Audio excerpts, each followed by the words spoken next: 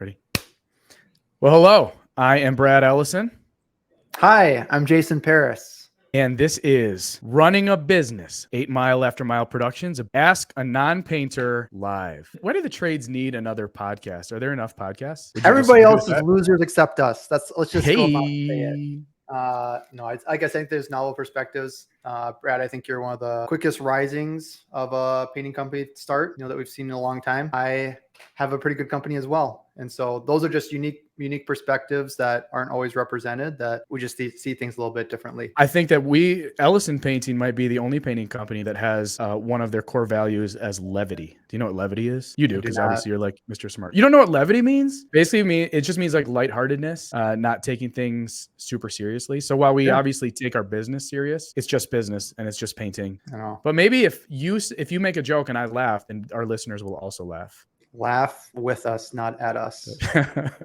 So my idea for this was, at least for this first episode, a series of questions back and forth. I ask a question, we talk about it. I get your perspective. I share my perspective until the conversation gets boring. And then you can chime in and ask a question of your own that hopefully you've pre-prepared. And we'll just go back and forth and see what that looks and sounds like. And then future episodes, if there's a future episode, because you were very clear that if you don't have fun doing this first one, there won't be a second, right? Yep. I appreciate you setting clear expectations. And then, so future episodes, maybe we have guests. We have plenty of people that we know in the trades that bring also novel insights, and maybe we can have them come in and they can make us laugh too. Am I interrupting your lunch? Yes.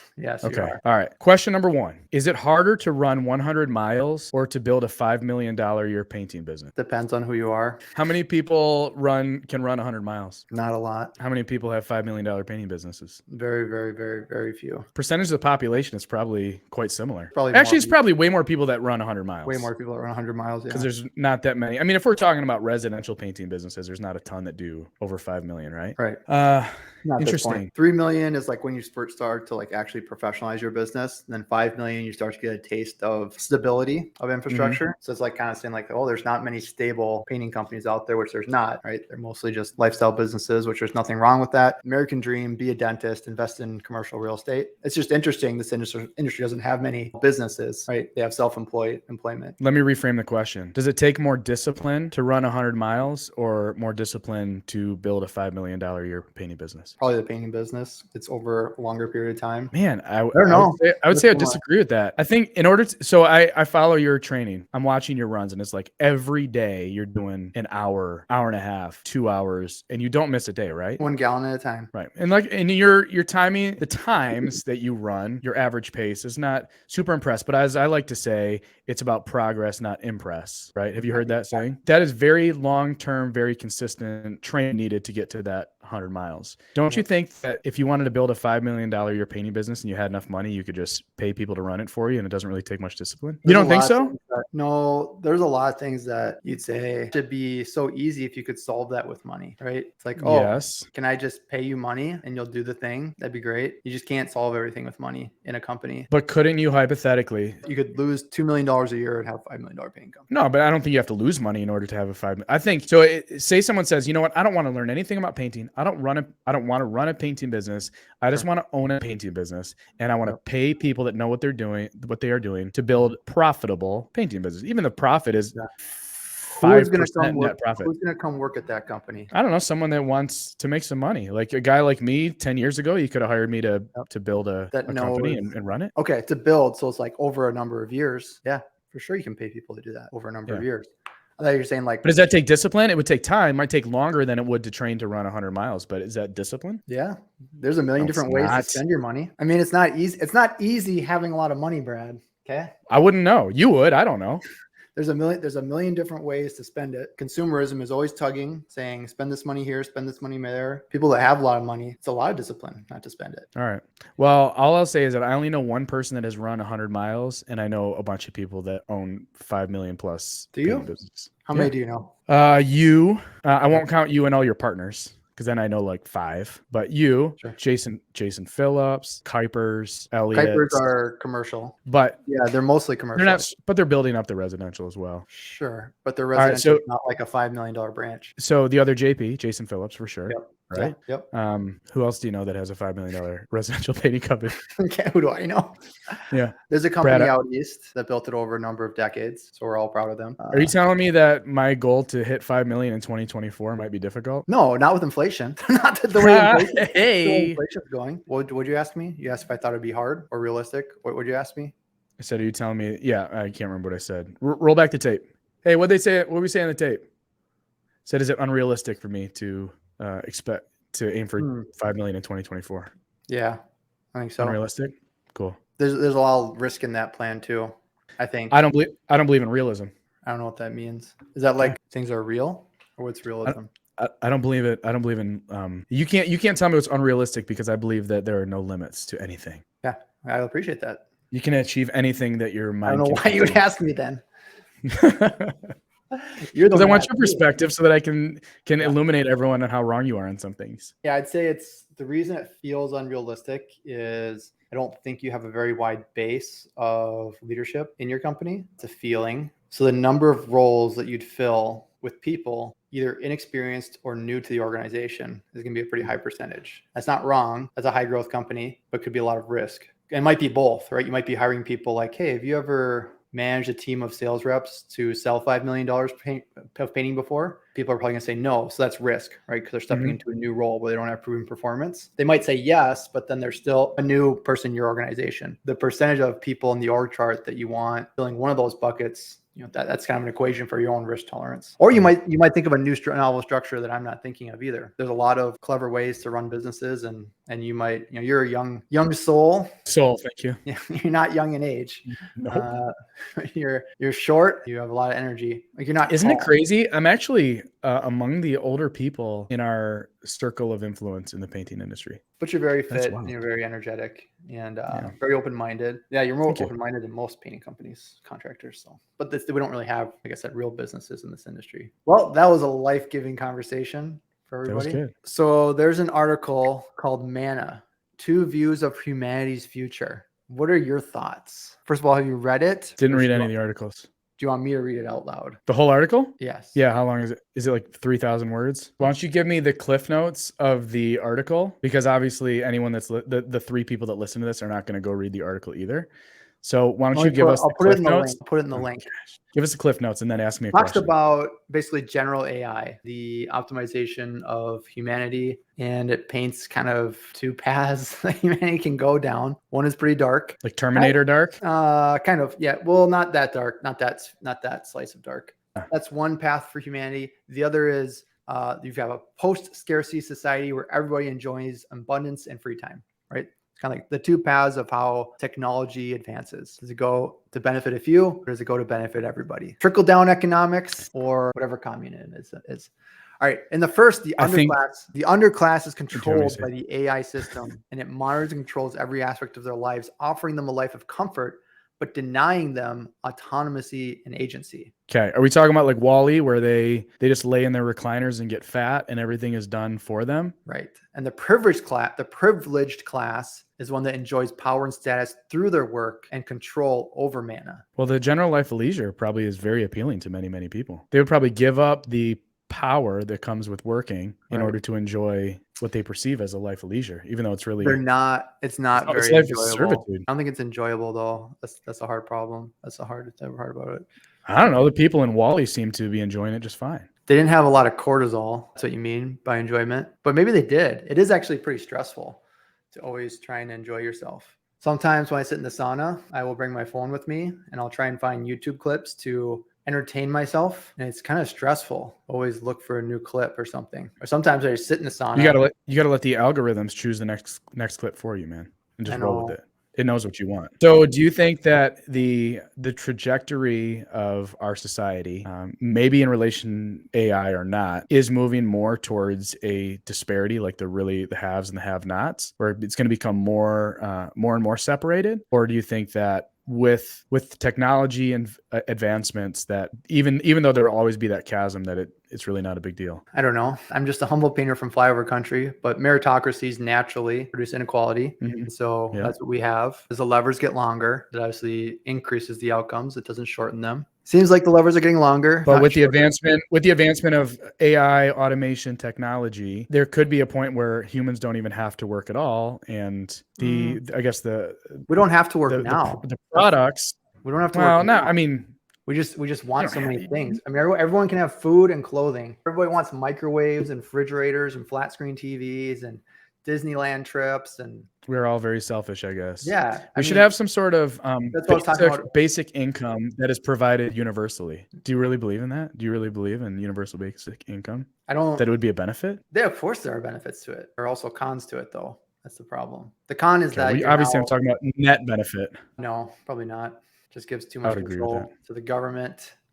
Just does. Vote no. Ding ding ding. Cool. Remember when Andrew Yang made a big splash on the political scene when he ran for president, and that was the platform that he was running on was UBI, because automation is going to take everyone's jobs, and the people that then own the technology and own the automation would own everything. Be no way for people to earn a living, so you need UBI to just I guess tax those corporations to the point that they could feed everyone else. Yeah, there's some pretty dystopian late stage concepts for how it all plays out. Do you think that automation, actual physical automation, is a threat to the residential painting industry? Physical automation? Yeah, like I'm not talking about like automation of marketing and communication systems, but I'm talking about robots. I don't know. I don't think so. Not in my working lifetime. Not in my capital accrual lifetime. Things can change on a dime. We saw that in 2020. Obviously, we've seen that throughout our whole lives. So you could get really out there and be like, well, what if everybody just lives underground? Do we still need painters? What I envision, instead of robots taking over our jobs and painting houses, I see a more likely scenario being that housing is no longer built with materials that need to be painted. Yep. That can be constructed by robots. Maybe built somewhere else and moved into place, or even built in place by robots, but there's no coatings necessary. Timeline for that is so far out for you and I to be concerned about. It's not like I'm trying to banking on my kids learning the craft of painting to earn a living. Even if that started, it's kind of like the whole electric car thing, right? The amount of manufacturing power that would just have to happen for there to be a turnover and the cars around the world is massive, and it's going to take a really long time, even if everybody decided to switch today. So the amount of time to replace housing or to restock housing or to have new housing be of non-paintable substrates is not going to. Except they do have those machines that can now build houses out of concrete. Have you seen those? Yeah. They bring the machine, they bring the big robot machine, and then it just basically, it's like toothpaste. It squirts out the toothpaste in circles, concentric circles, and they build the house. We can put the Manna people in those houses. Let's go back to a question that other people might care about. See, this goes to something you were saying earlier about me having no leadership in my company. What should the structure look like for a painting company at different revenue levels? Do you guys have a model for that? At X dollars of revenue, here's what you should have. Paint by numbers. Just figure it out. I like that.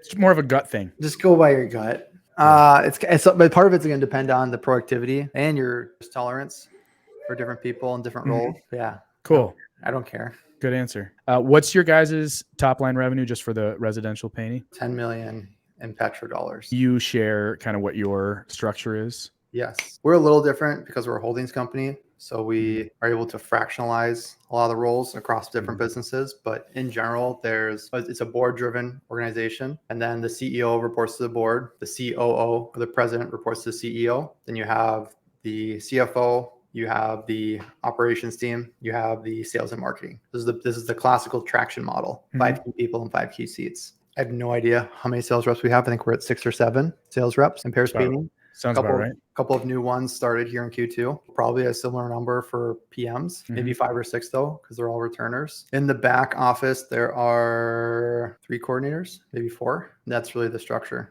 So relatively speaking, if we're trying to do 5 million, you're doing 10.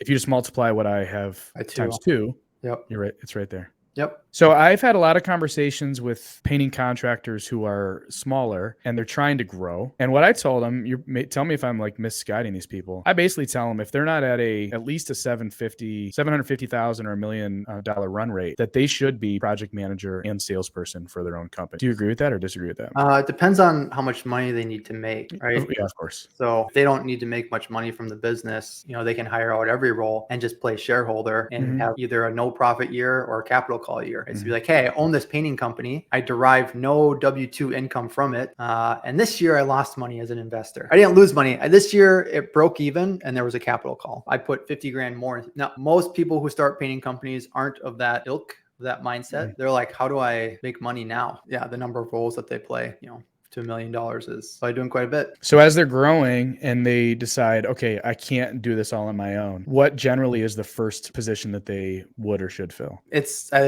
I get asked this question a lot, and I say it's totally up to the individual. What gives them the most joy and what is the biggest pain? Stick in what gives you the most joy, get out of what is the most pain. So for me, it was kind of the opposite of what a lot of people do. I got rid of sales first. I stopped doing sales. That was the first thing I stopped doing. The last thing I did in my company was really that coordination admin role. For most people, it's the opposite. First thing they try and hire out is all the office work, all the computer stuff. What they want to hold on to is the sales, like the last thing the owner typically does. I don't think there's a right or wrong. It's kind of whatever is eating up your most time is giving you, but then even beyond that, it's really what gives you the most joy and what gives you the most stress. Those would be good guiding lights to what you either hold on to or let go of. The ones who walk away from, I don't know how to pronounce this, Omelas,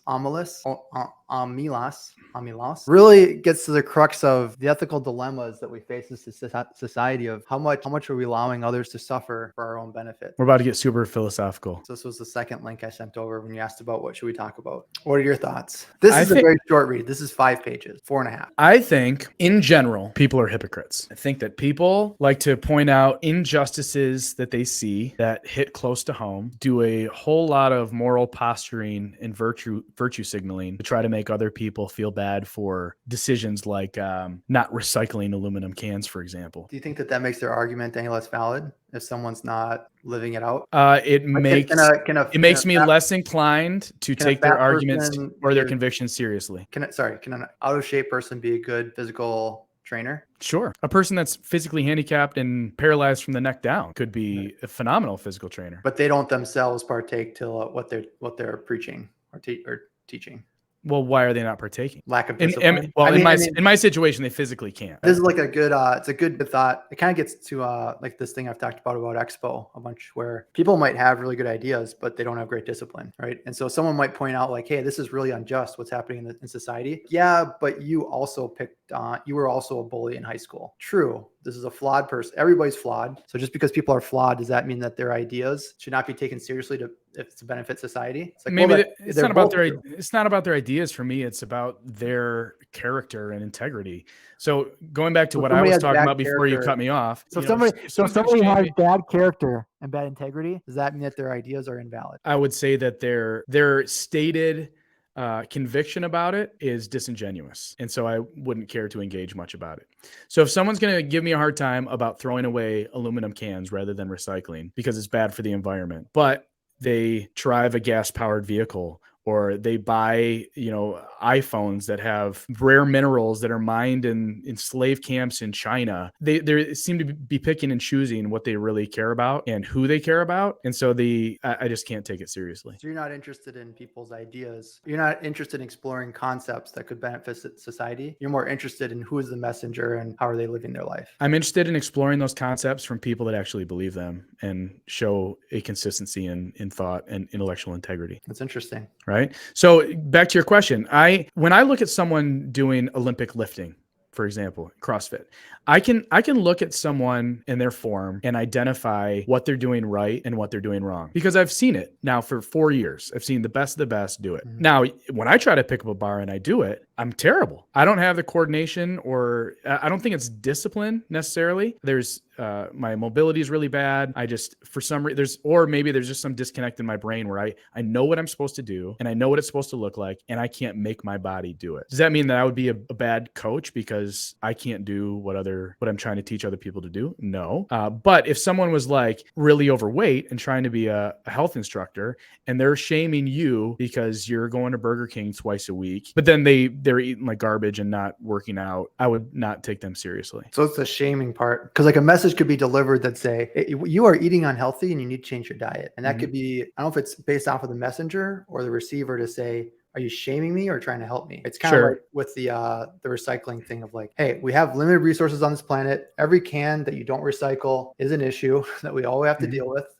Even ethically. And you say, well, you're just shaming me and you drive a truck. So I'm not going to receive that thought. I think it's harder to receive that message from someone like that. Don't you think? I think it takes an intellectual posture to separate the concept from the messenger. And that's where I get to, like with, I was talking about with like Expo, where there are people, it's like, you obviously can't tie your shoes in the morning. You're trying to tell me how to run a business. And it's like, well, can I separate myself from the messenger and say like, that's a really interesting thought. Most people are not going to take you seriously because you don't have discipline, but your thought is good, right? And if that same thought came out of somebody else's mouth, it would be taken a lot more seriously. And I'm the one that like benefits the most from this, right?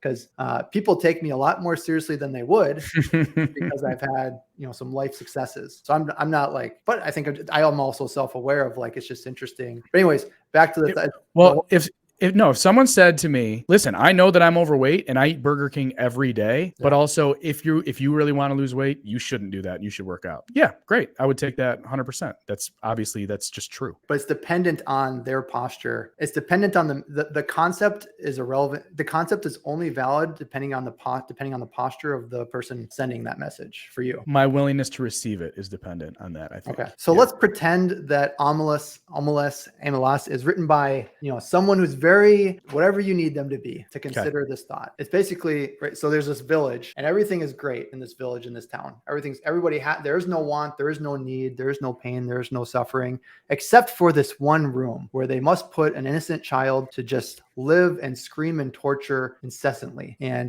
most people, they all know about it. They never talk about it. It just has to be. But then there are some individuals who decide to walk away from this utopian paradise because they can't live with that ethical dilemma that all of this well-being necessitates or comes from not just pain and suffering, because life is pain and suffering, but the placing of a high tier of pain and suffering onto a child. And so that's kind of what the story is about.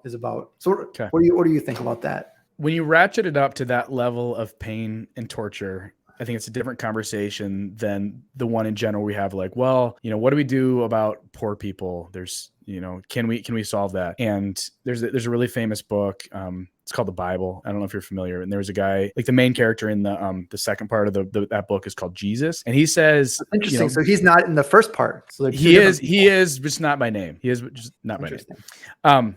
And he basically says that, there will be poor people always. So, wow. Right. That sounds like a terrible message. It could be construed that way out of context. Yeah.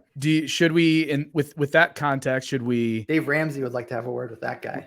We don't dismiss the needs of poor people, and we should be giving of our resources to those who are less, I don't want to say privileged because that's such a terrible word. I would say it's not just that there are those in need that don't have access to resources, but that the extreme well-being of the majority necessitates the extreme suffering of the few. Yeah. Right. And so this would be more akin or aligned to like the cobalt mining in South America, right? Where it's like, well, we want this technology that's improved all of our lives extremely, right? But we don't want to invest millions and millions of dollars of capital to produce equipment to mine these out. How about we just get mothers who have pregnant children to just work day in and day out, mothers with their newborn children strapped to them that are breathing these toxic fumes. Let's just pretend that doesn't happen. So I'm trying to think if there are any other examples. There's a thought that every dollar of profit is a stolen dollar of wages, right? So you'd say like those who are living in poverty but are willing to work, majority, and that is actually not the majority. So you'd say that some are benefiting, at the expense of their suffering, right? Yeah. So they're forced to suffer the indignities of living in a society that is a meritocracy, right? So it requires them to work to receive anything, but they are not receiving the due compensation of their labor. It's instead going to the bourgeoisie. I don't know how to answer these questions. These are really, really, this is the type of thing that I really do. We should. Yeah, because it's like, so ethically, if I'm in that village and I know that there's some kid chained up being tortured, there's nothing in me, I think, that would allow me to let that go. I'd like to think that that's the case. So you would walk away. You'd be, I think it's how it ends. The ones who walk away from Omelas. And they don't know where they're going. That's another interesting part. They leave. They go on. They leave Omelas. They walk ahead into the darkness. They do not come back. The place they go towards is a place even less imaginable to most of us than the city of happiness. I cannot describe it at all. Is it possible that it does not exist? But they seem to know where they're going. Right? They know where they're going. Yeah. They're going to free their conscience, essentially. But they're walking away from the city of happiness. But how can they free their conscience if they're not also freeing the child? So this is the only way you free the child. The child is bounded by the necessity of the well-being of everybody else in this magical. This is not like a real scenario. So it's not like you can go in and free this child. Okay. Right? The only way to free the child is for everybody not to live in the city of happiness. Got it. If you live in the city of happiness, that necessitates there being a suffering child. Okay. Then I don't think that I could live in that city. And you'd say that now here's another interesting part. That child's still going to suffer even if you walk away. You're not benefit. So why not just enjoy the fruits of all this suffering? Oh gosh. Isn't this it's a tough one. I couldn't do it. I would rather not enjoy the fruits than enjoy the fruits, even if the child is suffering in either scenario. I wouldn't want it to be for my benefit. Yeah, it's tough. Yeah. It's a tough one. And like you said, we're all hypocrites. We live in a globalized society where it's kind of like when Nike says I told those Chinese factories not to use child labor and they did. It's so frustrating when they do that. We all know there's no way everything is so cheap and it's just. Or when professional athletes complain about the perceived inequities within our country, but they're being paid millions and millions of dollars by those companies like Nike and their shoes are being produced by slaves. That's a little bit, I would say that's higher level of inequity than anything we see here in the United States. There's a lot of, there's tiers and tiers. And again, to them, it's kind of like they get numb to it because, the people who are writing their checks, there's a pretty big gap. And so they're feeling like they're at the bottom of the totem pole. That's that's the weird part too about professional athletes who are making millions, if not tens of millions of dollars a year. They feel oftentimes like they're the proletariat. Well, they are the proletariat. Right. And they're there to benefit the bourgeoisie who is just making massive amounts of earnings off of their labor. Right. And not in comparison. It's we are millionaires, but they are billionaires. And so, yeah. Do you have an issue that there are billionaires in existence? Probably not. No. Yeah. I would say I would call you a hypocrite if you said that you had a problem with it. Because then some people would have a problem that you have as much money as you have compared to them. I know. It's so then your perspective would be no, where I'm at is the right place. Right. And anything above is worse. No, for sure. I thought about this because I used to be on the streets, living with the trays and the gulags and. What is a tray? The trays are the gang that lives on 32nd and Washburn. Is this 33rd and Washburn, North Minneapolis? There's Minneapolis gangs? Minneapolis. We used to call it Murderapolis back in the day. The trays were running over in that neighborhood. Anyways, because I would have those same thoughts. I'd be like, it's so unfair. You got these millionaires and billionaires, and here I am trying to rub two pennies together, make them have a baby to get a third penny. It's not working. Nobody cares about me. And then I think, how do people in South Sudan feel about where I'm at? Well, we had a conversation. We had some friends over for dinner, and I want to buy this watch. Okay.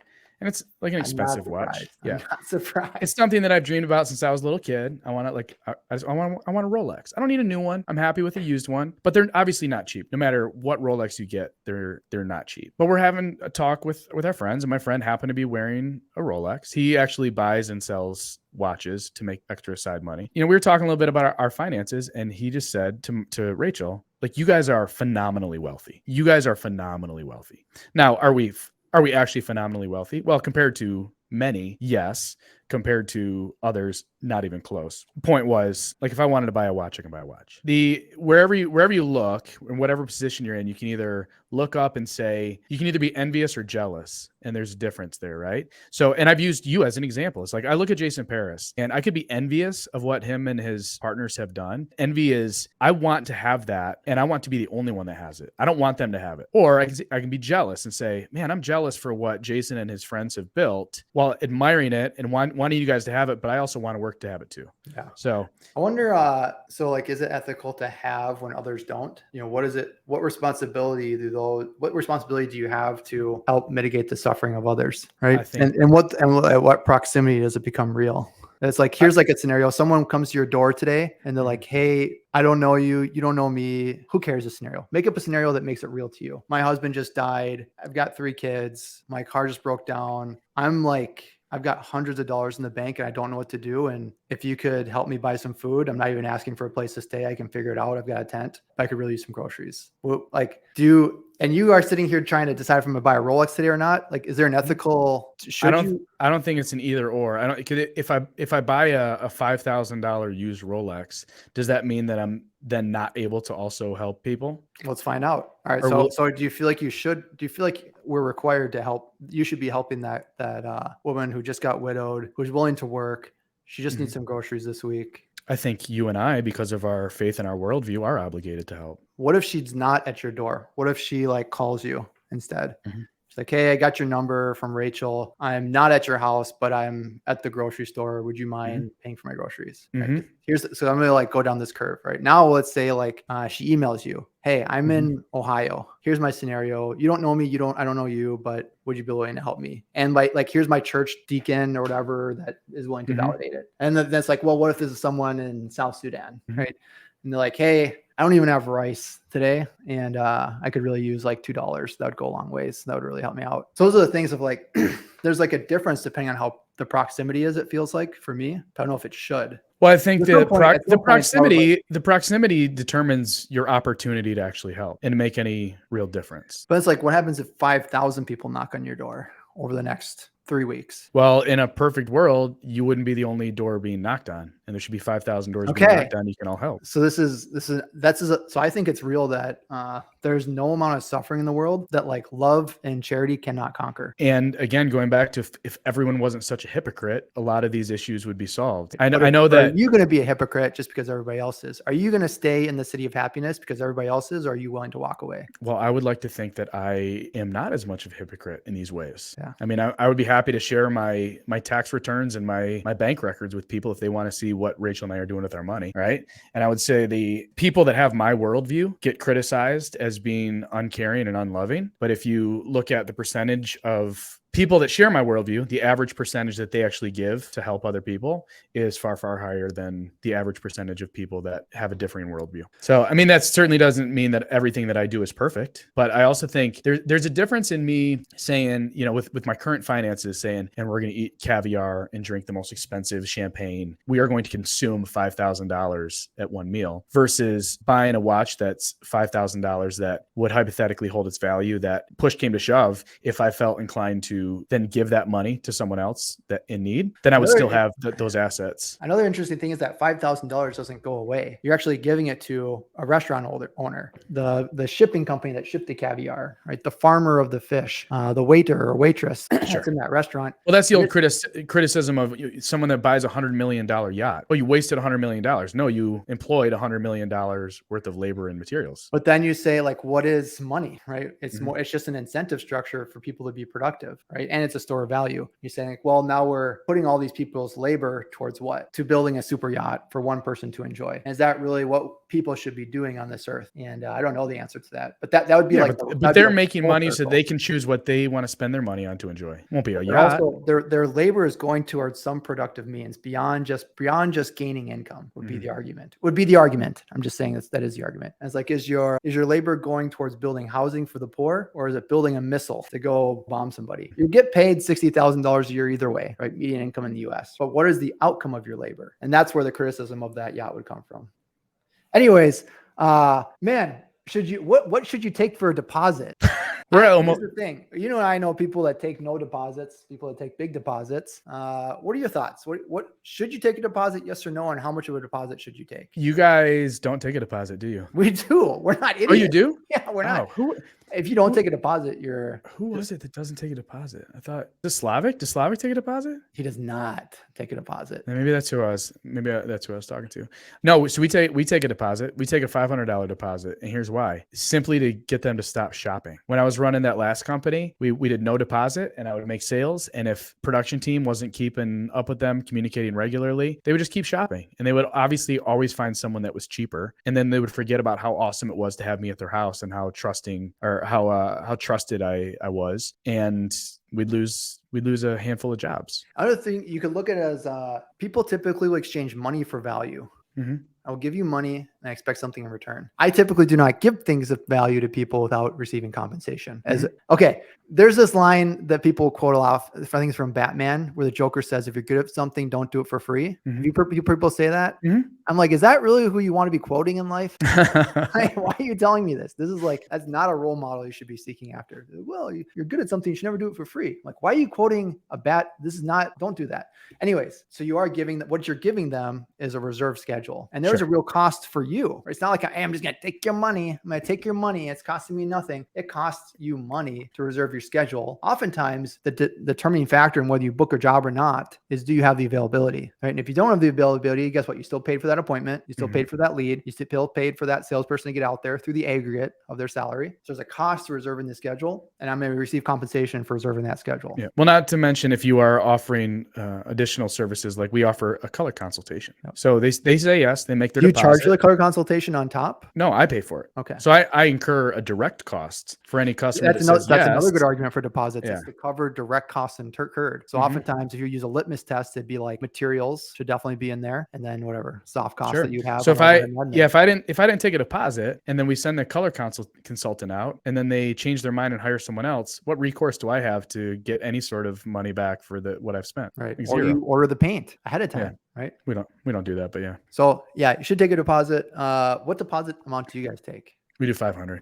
$500 for a deposit? That's really interesting. I know you guys. Oh, that's right. You guys do like a third, right? I don't even know what we do. I'd have to look at our proposals, but it's at least a third. It's probably 35%, would be my guess. Yeah. The reason why we do it is so what if it's $1,000 job? Well, so it's negotiable, right? If it's a small job, what if it's a $50,000 job? If you let me finish a thought, if it's a small job, sometimes we choose not to take a deposit at all, or whatever. If it's $1,000 and $500 deposit, it is what it is. Then they can choose to pay it or not, choose to hire us or not. If it's a big project, anything over $10,000, I believe my contract says something about we can ask for progress payments or whatever. But if I were going to do that, I would lay that out in the estimate and say, $500 deposit due upon acceptance, maybe 25% due at power washing, another 25% when it's halfway done. The rest. It's just so much work. It is a lot of work. Well, we have a couple big projects coming up for condo exteriors, and I still just did the $500 deposit. One's a $47,000 job, one's a $63,000 job. It's a risk that I have to take on because I'm going to pay for all the materials, all the labor and everything, trusting that we're going to do a good enough job that they'll eventually. But that's also one of the ways I'm able to win those jobs at a slightly higher price than others, because other companies are asking for a 50% down payment. So now the condo board, they feel like they're risking 30 grand, and this guy could potentially just skirt town and never be seen again. Or we can pay a little extra to Ellison Painting, just have this little tiny deposit, and he takes all the financial risk until it's done. So I don't need the cash flow to pay for materials and labor. Not really. You are paying for the cash flow, but you don't need it. Right. That's interesting. Cool. I'd say so. Like there are arguments for and against, right? I love the arguments against taking a deposit or taking a small deposit, right? Why would I need a deposit? I'm very confident I'm going to deliver on the project. I'm going to get the only reason I take a big deposit is if I thought you weren't going to pay. Very confident you're going to pay, right? So you can make those arguments too. I like the rationalization of costs incurred. If it was a very long job, you'd take progress payments because you're incurring labor costs. If it's like a week or less, then just get paid for the materials and the admin and overhead to sustain a business, right? Maybe the sales and marketing as well, right? Because you've incurred all these costs to get this job on the schedule, procure the materials. You need all that deposit before you start incurring labor costs. Right. And maybe it's based off of like a payroll cycle. It's like, if the job's going to take more than 2 weeks, guess what? I got to pay the guys. Where do you think that money comes from? I got to take a progress payment. So there's that rationalization as well that I think helps determine the amount of the deposit. But then there's like, what is the cost of capital, right? So you run a large business, you have a large amount of dollars on the books. And let's say you're taking a 10% deposit. You're trying to decide 10% deposit or 50% deposit. You don't need the cash flow, right? But you would have cash flow if you took 50%. And what would you do with that cash flow? You could invest it in the market. You can invest in different things and get a return on that cash. Yeah. But the problem is you and your buddies are the only ones that do that. Everyone else is just going to leave the money in their account like me. All of capital. We will take your money and invest it in real estate. Yeah. It's called a syndicate fund. So I understand in principle, in theory, what you're saying. You're going to have a lot of cash on hand. And one of the bigger problems you're likely going to have in your life is, what do I do with this cash? Do I buy a boat? Do I buy 2 boats? No. Now it becomes like, I need to get a return on this cash. And so that's going to necessitate you becoming more of an investor outside of your business, whether you're an investor in your business or not. You're going to need to become a sophisticated investor, and you start to understand the cost of capital at the time value of money. And that will start to swing your impetus, what your deposits are. I understand. But this is purely intellectual conversation, because you said earlier that more people run 100 miles than run $5 million businesses. And so whether you take a deposit or not, and you're weighing that decision on what you're going to be doing with your cash you have sitting in your account, most people are not going to be investing it anyway. It's a very hypothetical. What if we all recycled our aluminum cans? The Lottery of Babylon. The Lottery of Babylon is a short story. I'll put this in the link as well. It's about 4.5 pages. Once again, really gets to what level of autonomy do we have? Surfprep.com. How much does chance play into our lives? What can we ultimately control versus not control? So it's a fictional story. Once again, your lot in life, your fate, your status, everything is determined through a lottery by chance. What are your thoughts? Do you believe in predestination? I do. Yeah, so do I. I'm so I don't. So first of all, Arminianism, get out of here. Calvinism is where it's at. I think we're probably on the same page. I don't really believe in chance. If you ask me whether I believe in destiny, I guess the answer would be yes, simply because of my faith. Right. I just believe that we were created and our path is known way before we were born. And every thought that we've ever had is already known. So I don't believe in chance. I think that everything happens for a reason. That's how my life operates. I don't know if that's how your life operates. Interesting. So the successes you've had in the different spheres of your life, would you say that's been your own doing, or that's just happened because you won the lottery? I don't think it's from winning the lottery. I think that we are all provided opportunities. And if you have the right mindset to be aware of those opportunities when they come around, and also be willing to take advantage of those opportunities, nothing is given to me. Business I have, the wife I have, finding Mark, none of that was given to me, but the opportunities were presented.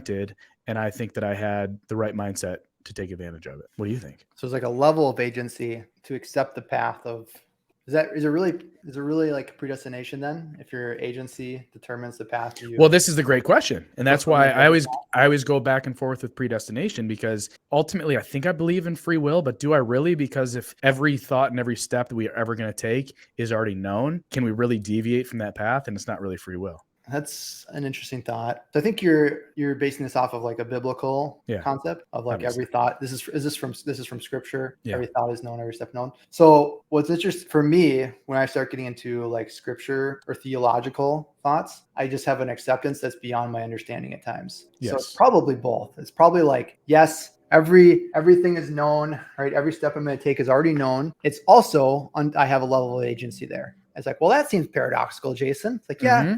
I have a very like human brain, and this is how I understand. In my understanding, those things too could not connect. But whenever I get into theological land, it's kind of like, well, some things are going to be beyond my understanding. I kind of believe in both. So I believe in predestination and autonomousy. So like there's like macro predestination with micro autonomous agency, right? So I will tell you, like, I'm pretty confident that the world will end. Everyone will be forced to take on the mark of the beast if they want to partake in the marketplace. Crazy multiple-eyed things coming out of the skies and like fire chariots. That's going to happen. How it leads up to that is up to us as humanity, right? Do we get to live on heaven on earth? Do we, are all the children going to be in the city of happiness, being tortured and everybody lives there? Or do we walk away? Does Brad buy a Rolex or help the widow that knocks on his door? Those are all things we have choices over, but ultimately there's these macro things that are set in place. Not too dissimilar from one of my favorite science fiction series called the Foundation series by Isaac Asimov. It talks about this concept of there are these macro events that are set in place that are just inevitable. If you set the board in a certain way, entropy is going to guide it towards a certain conclusion. Similar to geopolitics, similar to if you've ever played Risk, it's kind of like, well, what do you think is going to happen when you put 10 people on the edge of the bordering country? Some things it's just like, well, here's these two countries. There's one water source. They have different religions. Let's see how this plays out. I wonder what's going to happen in 30 years, right? There's no wondering, right? I can tell you exactly what's going to happen. Now, what happens in the sports game, that those two countries have leading up to it, that's not a macro control thing. It's kind of, in my mind, there's a both around macro and micro. And then there's also an acceptance of it's both and I don't understand why. That's where I end up too, is like, I don't really understand. That's why I haven't come down on a firm stance on some of that stuff, because I don't think it ultimately matters. It just is what it is. It is what it is.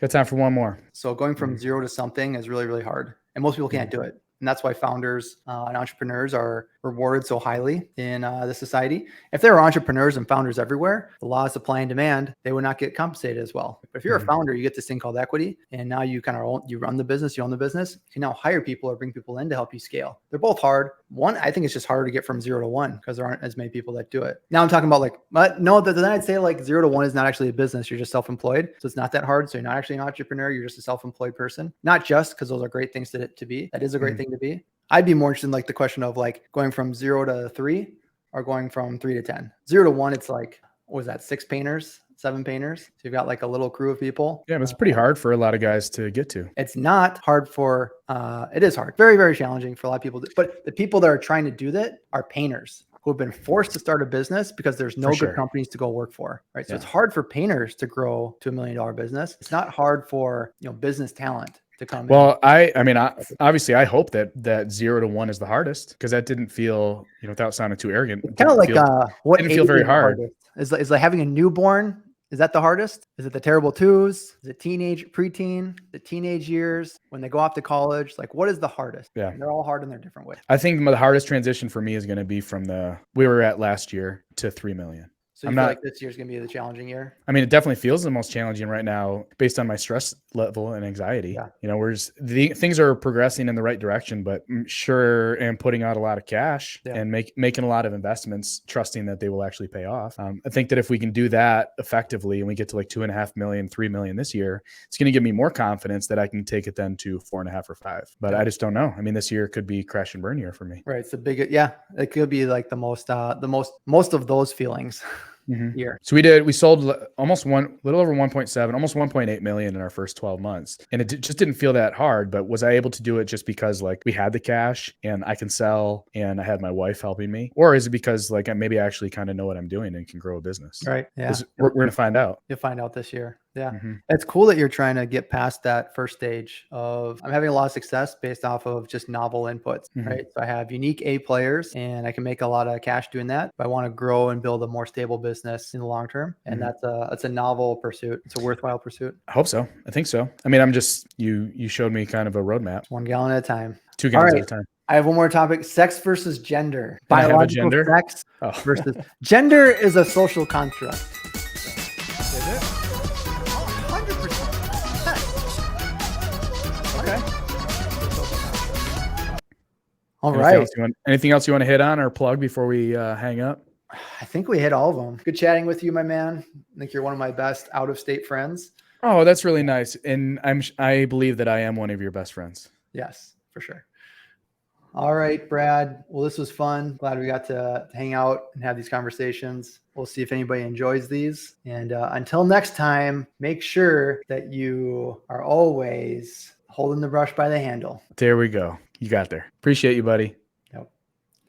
That was like a Michael Scott.